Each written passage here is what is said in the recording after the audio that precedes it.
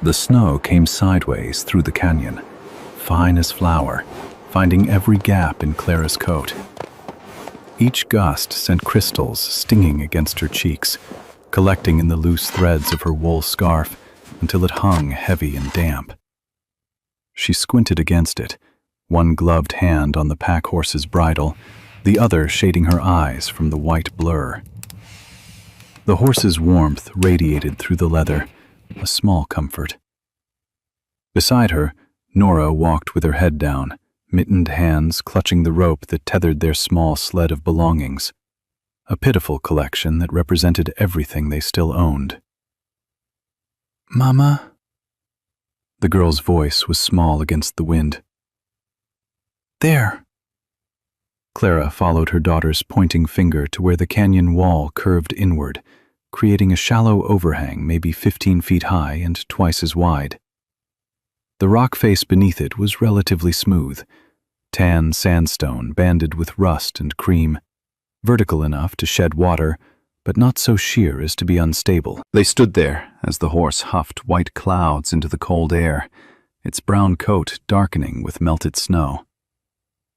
Clara studied the overhang with the careful attention she'd learned to give everything now. The angle would block the worst of the summer sun.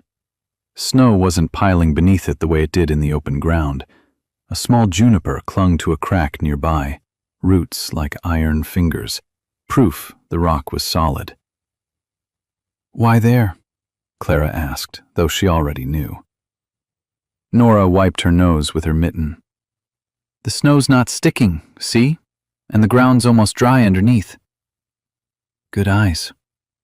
Clara led the horse closer, running her hand over the stone, cool and slightly gritty, not crumbly.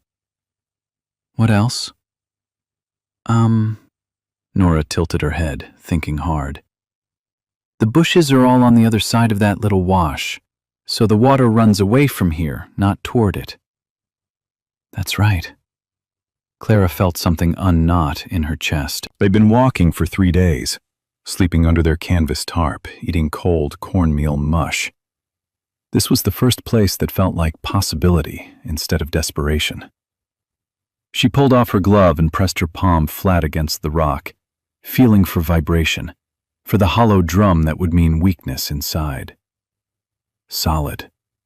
She scraped at it with her thumbnail. A few grains came away, but the surface held firm. "We'll camp here tonight," Clara said. "Get a fire going while there's still light." By the time they'd unloaded the horse and scraped together enough dry enough wood from under the canyon shrubs, Clara's hands ached with cold. But the fire caught, and they huddled close to it as darkness came down like a curtain. They ate hardtack and the last of the salt pork, washing it down with snow melt water that tasted like tin. "Are we staying?" Nora asked. Clara looked at her daughter's face in the firelight. Thin, freckled, 9 years old and already carrying the wariness of someone who'd learned that homes could be taken away. Behind them, the stone overhang threw back the fire's warmth. Tomorrow she'd walk the quarter-mile back to the creek they'd passed, check for ice. She'd study the sun's path and test the stone more thoroughly. "We'll see," Clara said, though she already knew the answer. They had nowhere else to go, and winter was settling in hard. "Get some sleep." The next morning dawned clear and bitter cold. Clara woke before light, her breath making frost on the inside of the tarp. She lay still for a moment, feeling the weight of what she was considering. A house carved from stone. It sounded insane even in her own head, but she'd watched her father build a soddy in Nebraska, back before the fever took him. She'd helped her mother shore up barn walls and patch roof beams. She knew how to work. And this was just another kind of building, wasn't it? Removing stone instead of stacking it. She crawled out from the top and rebuilt the fire with shaking hands. When Nora emerged, yawning and puffy-faced, Clara had cornmeal mush warming in their dented pot. "I'm going to look at the rock today," Clara said. "Really look at it. You take care of camp and keep the fire going." "Can I help look?" Clara smiled. "You already did. You found this place." She spent the morning examining every inch of the overhang and the wall beneath it. She tapped with the pole of her hammer, listening for changes in tone that might indicate hollow spaces or fractures. She traced the bedding planes, the horizontal lines where ancient sediment had layered, and found them mostly stable, only slightly tilted. About 6 feet in from the edge of the overhang, the rock face showed a natural indentation, barely a foot deep, but wide enough that 2 people could stand in it side by side. Clara stood there and looked out at the canyon. Good drainage, good light, protected from the prevailing wind. She pulled a piece of charcoal from her pocket, salvaged from last night's fire, and made a mark at shoulder height, then another at knee height, a rough rectangle maybe 8 feet wide and 6 feet tall. "We'll start there," she said aloud to no one. The first week was just preparation. Clara walked to the nearest settlement, a hard 5 miles over rocky ground, and traded her mother's silver brooch for a proper pick, 2 cold chisels, a mallet, and a pry bar. The man at the trading post, a squint-eyed fellow named Garrus, looked at her tools and then at her face. "Building something?" he asked. "Might be." "Where's your husband at?" "Dead." It was simpler than the truth, which was that Henry had left 2 years ago, and she'd stopped expecting him back after 6 months. Garrus grunted. "You'll need help with heavy work." "I'll manage." She saw the look pass over his face, the one that said she was either lying or crazy. She'd seen that look before. She'd probably see it again. On the walk back, the tools weighing heavy in the canvas sack, Clara let herself think about Henry for the first time in months. How he'd promised her a real house someday. How he'd been good with words and bad with follow-through. How she'd cried for exactly 1 night when she found the note, and then gotten up the next morning and started figuring out how to survive. When she got back to camp, Nora was sitting by the fire with a pile of small stones, arranging them in careful patterns. "What are you making?" Clara asked. "A house. For practice." Nora looked up, solemn. "Do you really think we can do it? Make a house in the rock?" Clara sat down beside her daughter. "I don't know, but I think we can try. And if it doesn't work, well, we'll still have learned something." "What if people laugh?" "Then they laugh." Clara pulled Nora close, felt the small, warm weight of her. "Let them. We'll be warm and dry in our stone house, and they'll be outside gossiping in the cold." That made Nora giggle, and Clara felt the last of her doubt settle into determination. They began on a morning when the sky was the color of old tin, and the air smelled like more snow coming. Clara positioned Nora at a safe distance, gave her the job of watching for cracks or signs of rock shifting, and picked up the hammer and chisel. The first strike rang out sharp and clean, the sound bouncing off the canyon walls and echoing back like a question. A chip of sandstone, no bigger than a button, fell to the ground. "1," Nora called out. Clara smiled and struck again. The impact traveled up through the chisel, into her hands, her arms, her shoulders. Another chip, this one flaking off in layers like ancient paper. 2. By noon, Clara's arms burned and her hands were cramping around the tool handles, despite the thick gloves she wore. The leather was already wearing thin at the seams. She'd removed perhaps a double handful of stone, leaving a shallow depression that might have been mistaken for a natural hollow. Her breath came harder now, white puffs that disappeared into the cold air. They ate cold biscuits and drank water. Then Clara went back to work. Strike, chip, strike, chip. The sound echoed off the canyon walls, a lonely, rhythmic percussion. When the light began to fail, Clara stepped back and looked at what she'd done. Maybe 3 inches deep in the very center, less around the edges. Her hands were blistered through her gloves. Her shoulders felt like they'd been beaten with sticks. "That's not very much," Nora said, and Clara could hear she was trying not to sound disappointed. "No," Clara agreed. "It's not, but it's more than we had this morning."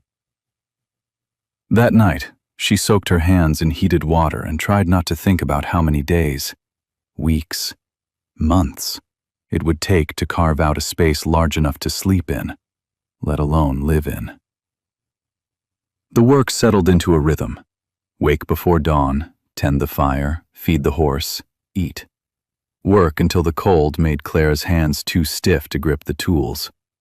Break for a meager lunch. Work until the light failed. Make dinner. Sleep. The shallow depression slowly became a genuine alcove.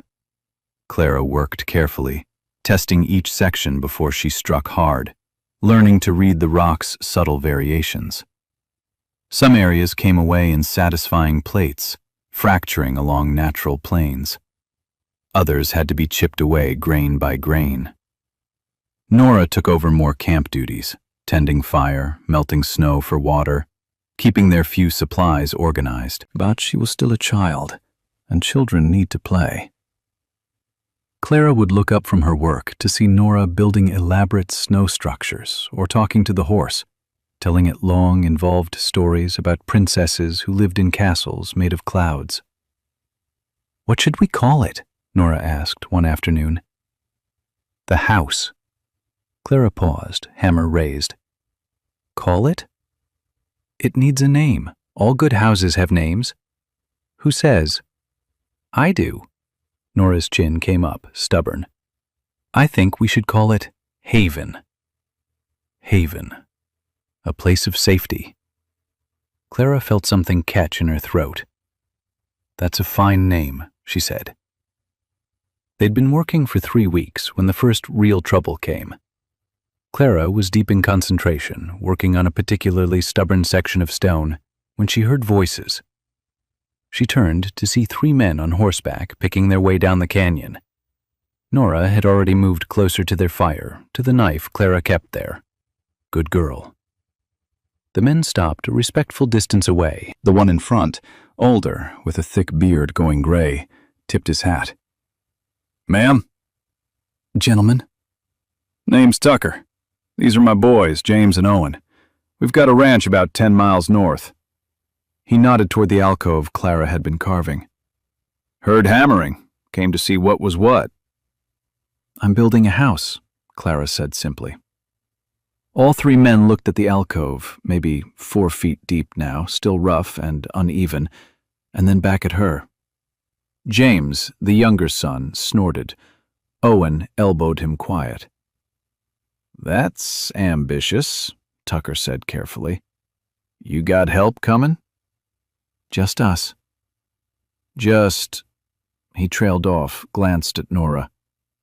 "Ma'am, no offense, but that's a big undertaking for—" "For a woman?" Clara kept her voice pleasant. "For anyone. But yeah, without a man." He shifted in his saddle. "Look, my wife could use help with washing. We could give you room and board in exchange. Bring the girl. Honest work." "This is honest work," Clara said. Tucker's face hardened slightly. "Suit yourself. But winter's coming on hard. You'll freeze in a half-dug hole." After they left, Nora came to stand beside her mother. "Will we freeze?" "No," Clara said, with more confidence than she felt. "We'll work faster." But faster wasn't fast enough to outrun the weather. A storm rolled in 3 days later, howling through the canyon with wind that snapped their tarp loose and sent it tumbling into the darkness. Clara and Nora huddled in the alcove, barely 5 feet deep, not yet wide enough for them both to lie down, wrapped in their blankets while snow piled up at the entrance.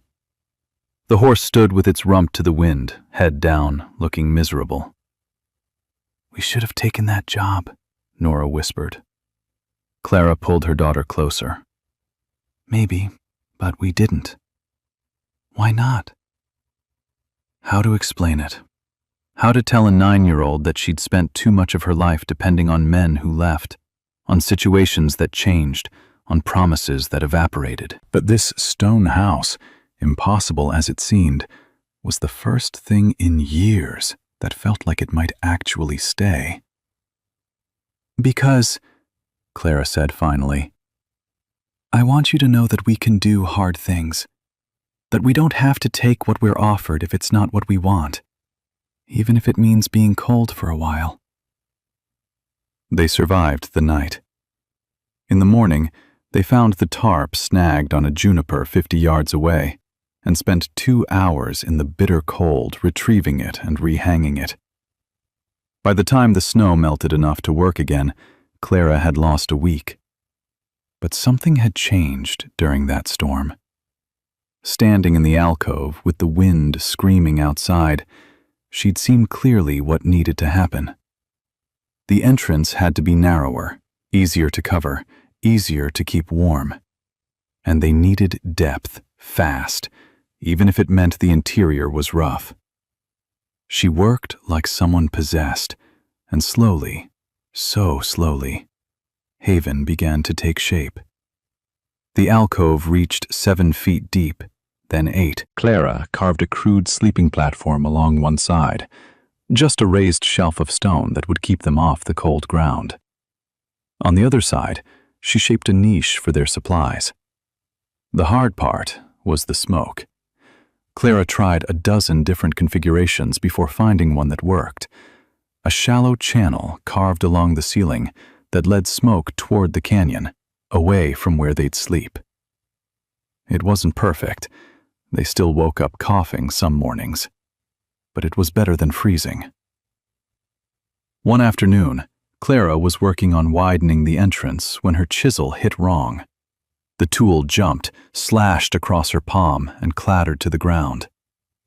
Blood welled up, dark against her dirty skin. Mama! Nora was there in an instant. It's all right. Clara's voice came out tight. Get the cloth, the clean one. Her hand throbbed as Nora wrapped it, small fingers surprisingly deft. When the bleeding stopped, they sat together in the alcove, Haven, Clara reminded herself, and looked at each other. I'm scared, Nora admitted. Me too, Clara said. But we keep going anyway. 6 weeks in, something shifted. Clara was working on roughing out what would eventually be a doorway, not a proper frame yet, just a rectangular opening that looked intentional instead of random, when she heard horses again. This time it was Tucker's wife, a sturdy woman named Margaret, with Owen driving their wagon. She climbed down and walked right up to the rock face, studying it with sharp eyes. Well, she said finally, you're actually doing it. Yes, ma'am. Margaret turned to look at Clara properly. My husband said you were crazy. I told him he was being dramatic. She gestured to the wagon. Brought you some things. Dried beans, cornmeal, a bit of bacon, and this. She pulled out a small iron stove, not much bigger than a hat box, with a short pipe. Clara felt her eyes sting. I can't pay. Didn't ask you to. Consider it payment for making Tucker eat his words. Margaret smiled, and it transformed her weathered face. He came home from seeing you and said women had no business doing men's work. I reminded him that I'd helped build our barn and delivered our babies and kept the ranch running through the fever 2 years ago. He's been sleeping on the porch since. Clara laughed, startled. Nora giggled. Besides, Margaret continued, I like seeing someone try something different. God knows the world needs more of that. She looked at Haven with genuine interest. How much deeper do you think you'll go? Another 4 feet at least. I want real shelter before the worst cold hits. Smart. Mind if I take a look at what you've done? They spent an hour talking through the work, what was going well, what wasn't, where Clara was struggling. Margaret had ideas about the stove placement and the doorway angle. Before she left, she extracted a promise that Clara would bring Nora to their ranch for Sunday dinner. "You don't have to be alone in this," Margaret said, "even if you're doing it yourself." The stove changed everything. Now they could cook inside Haven, could warm their hands between work sessions, could dry their clothes, and keep the space genuinely comfortable. Clara carved a proper alcove for it, testing and retesting the smoke flow until it worked cleanly. With the stove came a new routine. Clara woke in darkness, fed the fire in the stove, set water to heat, then worked by lantern light until dawn. The mornings were hers for the heavy work, swinging the pick, prying out larger chunks of stone. Afternoons she spent on detail work, smoothing surfaces, carving niches for storage. Nora had started helping more directly. She couldn't swing the heavy tools, but she could sort the stone chips by size, could pack small stones to make a crude floor, could hold the lantern steady while Clara worked in the deeper sections. One morning, Clara was covered head to toe in stone dust, looking like she'd been dipped in flour, when Nora started giggling. "What?" "You look like a ghost," Nora managed between laughs. "Like a ghost that's been crying." She pointed at Clara's face, where sweat had tracked lines through the dust. Clara looked down at herself, and then at Nora, who was herself liberally coated. "You're one to talk. You look like you've been rolling in the desert." They laughed together until they were breathless, and Clara thought, This is why we're doing it." Sunday dinner at the Tuckers was awkward at first. The ranch house was crowded with family. Margaret and Tucker, their 3 sons, Owen's wife Sarah, and a handful of children ranging from Nora's age down to a toddler who sat in a high chair, banging a spoon with determined rhythm. The house smelled like roasting meat and fresh bread, scents so rich after weeks of simple camp food that Clara's stomach cramped with anticipation. She felt acutely aware of her work-roughened hands, her too thin frame, her sun-weathered face that seemed out of place among these well-fed, established people. Her dress, her only good dress, had a patch on the elbow that suddenly felt enormous and obvious. But Margaret made it easy. She put Clara to work mashing potatoes, gave Nora the job of playing with the younger children, and somehow made it feel like they belonged. Tucker cleared his throat partway through dinner. I may have been hasty in my judgment before." Clara looked up. "Margaret's been educating me," he continued, while his sons smirked into their plates, "about the nature of work and capability and such. So, what I'm saying is, if you need anything, tools, supplies, whatever, you come ask. Fair trade." "Thank you," Clara said, and meant it. Later, sitting on their porch in the cold evening air while the children played inside, Margaret said quietly, "There's going to be others who aren't so understanding. Garris at the trading post, for one.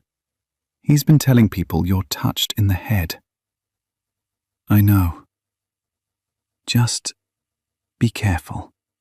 Some folks don't like being proven wrong." They worked through November. Haven was now 12 feet deep, with a proper sleeping platform, storage niches, the little iron stove, and a doorway that actually looked like a doorway. Clara had even started work on 2 small window openings, one on each side of the door, positioned to catch morning and afternoon light. The windows were the hardest part yet. She had to carve them from inside, working at awkward angles, and shape them so they'd eventually take shutters.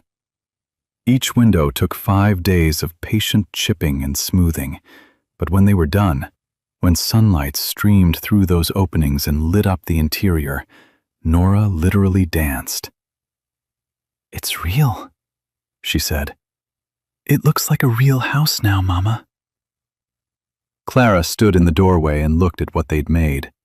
The walls were rough, the floor uneven, the ceiling still marked with chisel scars. But it was shelter. It was theirs, and nobody could take it away. The true test came in early December, when a storm swept through that made the first one look gentle. Clara watched it come from miles away, a wall of gray-white that swallowed the far end of the canyon and rolled toward them like something alive and hungry.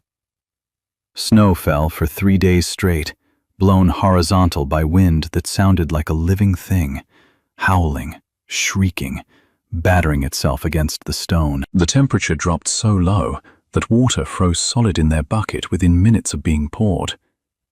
Clara's breath crackled when she exhaled, ice forming on the inside of the tarp they'd hung over the doorway. But inside Haven, with the door covered by their tarp and the stove burning hot, they were warm. Not comfortable, the stone walls wept with condensation, and Clara had to keep adjusting the ventilation. But warm enough, safe enough. They played word games and told stories. Clara taught Nora how to card wool. They traded for some at the Tuckers. Nora taught Clara a complicated hand-clapping game she'd learned from one of Tucker's grandchildren. On the third day, when the storm finally broke, they emerged to find the canyon transformed into a white wonderland. The horse had survived fine under the overhang, thick winter coat keeping it comfortable. Their supply tarp was buried, but intact, and when Tucker and Owen came by later that day to check on them, riding through snow up to their horses' knees, they found Clara and Nora warm and fed, and altogether fine. "Well, I'll be damned," Tucker said, looking at Haven with new respect. "Language," Margaret called from behind him. She'd insisted on coming, bringing bread and stew. They all crowded into Haven, Margaret, Tucker, Owen, Clara, and Nora. 6 people in a space that had been bare rock 3 months ago. The stove burned cheerfully. The walls glowed soft orange in the lamplight. "It's really something," Margaret said softly. "You did it." "We're not done yet," Clara protested. "There's still—" "Clara." Margaret put a hand on her arm. "Look around. You built a house, out of nothing but stubbornness and a hammer. You did it." Winter deepened. Clara continued working, mostly on finishing touches now, smoothing the interior walls, carving a small shelf for their dishes, shaping a better sleeping platform with a raised edge to keep blankets from sliding off. Word spread. People started coming by, some curious, some openly skeptical, some quietly respectful. A few offered help, which Clara accepted when it made sense. Owen helped her fell a dead juniper for firewood. Sarah brought cloth for proper curtains over the windows. Garrus from the trading post showed up one afternoon, unexpected. Clara was working on carving decorative grooves around the window edges, making them look intentional rather than rough. "Heard you survived the big storm," he said without preamble. "Yes, sir." He studied Haven with narrowed eyes, taking in every detail. Finally, he grunted. "I may have been wrong about you." "May have been?" The corner of his mouth twitched. "All right, was wrong. You need anything, you come see me. Fair prices." After he left, Nora asked, "Does this mean we won?" Clara considered. "I don't think it was ever about winning. But yeah, maybe something like it." By January, Haven was as finished as Clara could make it without proper carpentry supplies. She'd bartered work, mucking stalls, mending fences, for enough lumber to build a real door and proper shutters for the windows. Owen helped with the construction, teaching her the finer points of hanging things plumb and true. The day they hung the door was momentous. Clara stepped back and looked at it, solid pine, with leather hinges and a wooden latch. A real door on a real house, carved from living stone. "Speech!" Nora called, grinning. "Oh, hush." "No, really. You should say something. It's an occasion." Clara thought about all the nights sleeping under a tarp, all the days with bleeding hands, all the moments of doubt and fear and stubborn hope. She thought about Henry, wherever he was, and realized she hadn't thought of him in weeks. She thought about her mother, who taught her that women could be strong, and her father, who taught her that home was what you made, not what was given. "All right," she said. "Here's what I'll say. This is Haven. We built it, and it will never fall down, because stone doesn't forget how to be strong." "That's good, Mama." "Thank you." Clara pulled Nora close. "Now let's go inside our house and make some dinner." They stepped through the doorway together, and Clara closed the door behind them. Outside, snow began to fall again, soft and silent. But inside Haven, the stove glowed warm. The lamp cast gentle light on the stone walls, and two people who'd done an impossible thing sat down to a simple meal. Later, after Nora had fallen asleep on the platform, her face peaceful in the flickering light, Clara sat by the stove and let herself feel it, the full weight of what they'd accomplished. They'd started with nothing but a rock face and determination. Now they had walls around them, a roof over their heads, and warmth against the cold. She ran her hand over the stone wall, feeling the marks where her chisel had cut. Every groove was a memory. Every smooth section was a victory. This house would stand for 100 years, maybe more. Long after she was gone, this shelter would remain, proof that two people had refused to quit. Clara added another piece of wood to the stove and watched the flames catch. Tomorrow she'd start planning the spring garden. There was a patch of soil near the creek that looked promising, and she'd need to think about getting chickens, maybe, if she could work out a deal with the Tuckers. There was always more to do, more to build, more to learn. But tonight, in this house carved from stone and stubbornness, with her daughter safe beside her and snow falling soft outside, Clara let herself rest. Let herself be proud. Let herself believe, finally, that they were home. The stone walls seemed to hold them gently, and somewhere in the canyon a night bird called, and the fire burned steady and warm.